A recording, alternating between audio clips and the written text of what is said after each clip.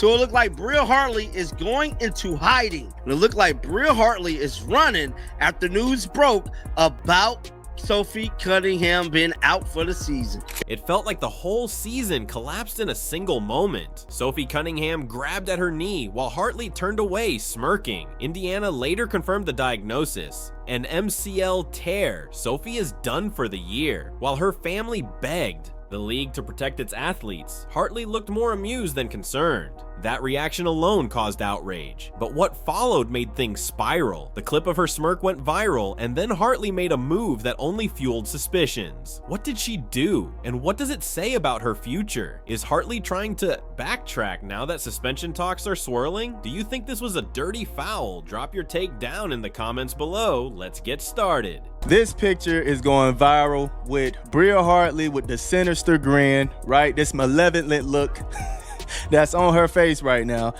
clearly smiling after injuring Sophie Cunningham. The image that stuck in everyone's mind wasn't just Sophie down on the hardwood, it was what the cameras captured right after.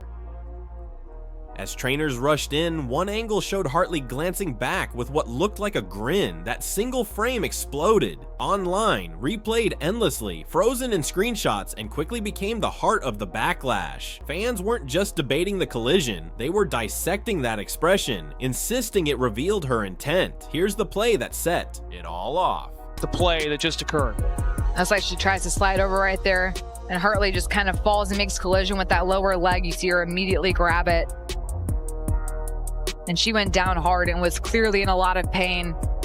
The sequence itself was messy. Up to that point, both teams had traded baskets and kept the pace tight. Then Hartley drove in at an awkward angle, colliding with Cunningham's planted leg. Sophie crumpled instantly, clutching her knee as the arena went silent. But online, the discussion wasn't just about the injury. It was dominated by replay clips zeroing in on Hartley's reaction. Oh, and Cunningham is down. My goodness. It's okay. No patient. No patient. Timeout. Should be.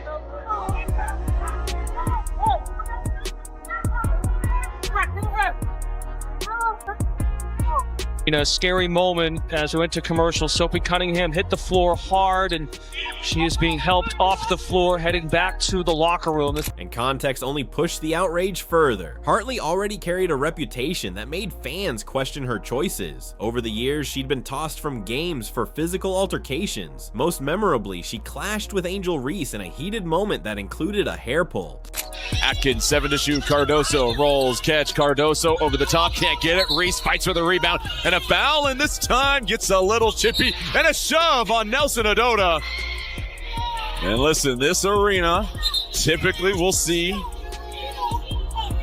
some ringside fights. So when a smirk appeared on screen just seconds after Sophie's injury, those past confrontations resurfaced. To many, it didn't look isolated. It looked like part of a troubling pattern, even without an official ruling on intent. So Mike put this up about an hour ago. He said, to all of those defending Bria Hartley, look at what she liked on Instagram. Emo, she's the dirtiest player in the league and should be kicked out. Most recently, Sophie Cunningham has been hurt with the knee tear and is out for the season.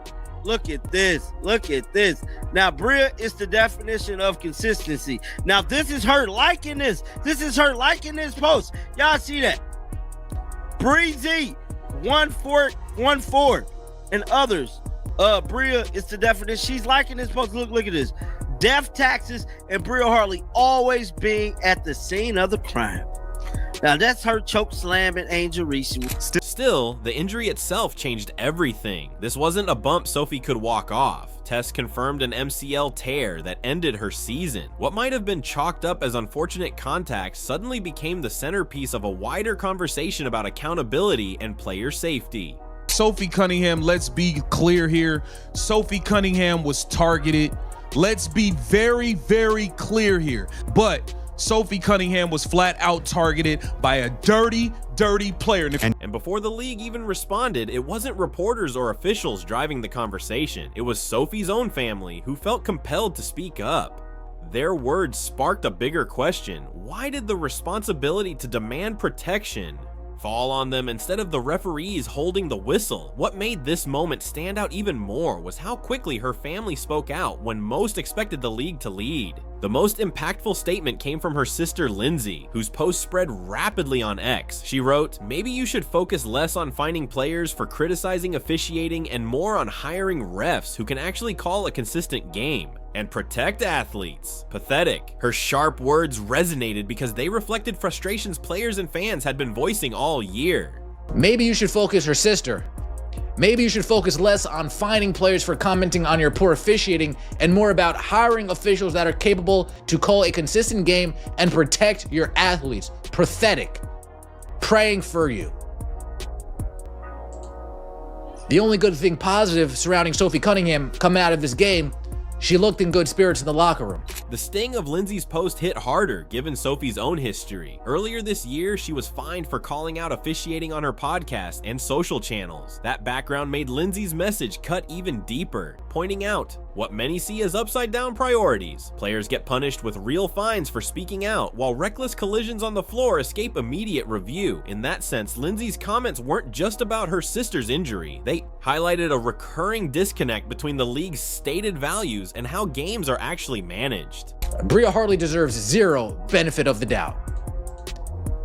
And Sophie Cunningham's family not too happy. I believe this is Mama C. Hartley is a disgruntled player having trouble everywhere she goes. She's playing mean and plays out of control. Looked out of control to me.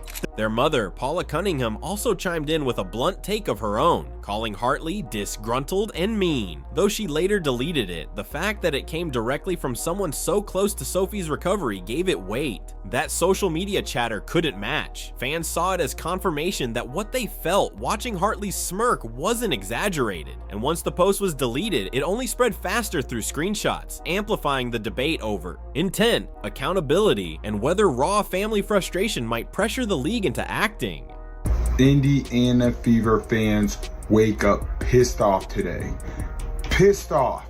Not only are we getting assaulted, but they're smiling about it. This is the 6th time they've smiled, laughed, and cheered on our Indiana Fever players getting assaulted, getting injured.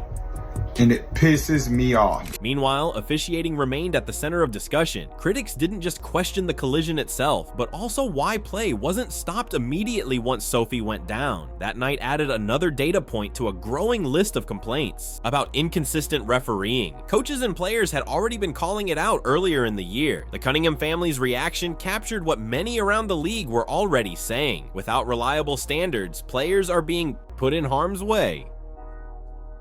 Making all kind of excuses to say that Bria Hartley is not a dirty player. Let me tell y'all something, man. Come on in here.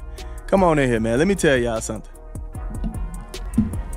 If it quacks like a duck, walks like a duck, eats like a duck, it's a duck, man. Come on, man. She is the dirtiest player in the WNBA right now, winning the trophy. All right? Winning the trophy for it. Don't sit here and try to tell me Bria Hartley is not a dirty player. As the debate grew, focus shifted to the league's top leadership. Fans and families called on Commissioner Kathy Engelbert and the league office to establish firmer safety protocols and hold officials accountable when critical moments get missed.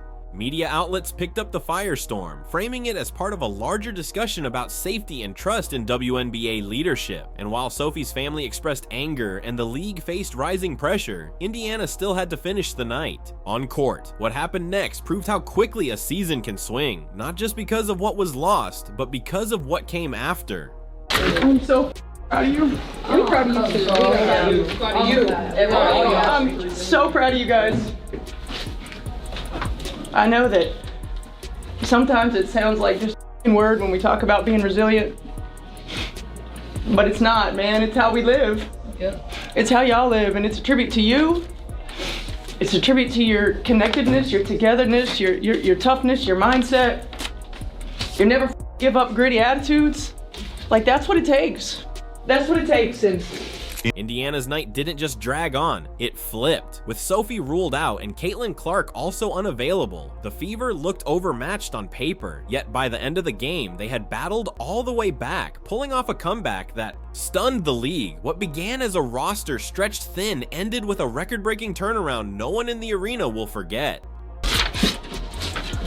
We will never be counted out, because that is worth gold. That is worth gold. Kels, goddamn baby. Put us on your back. Oh, big time. If you enjoyed this breakdown, make sure to like this video, subscribe to the channel, and hit the notification bell so you never miss our latest WNBA updates.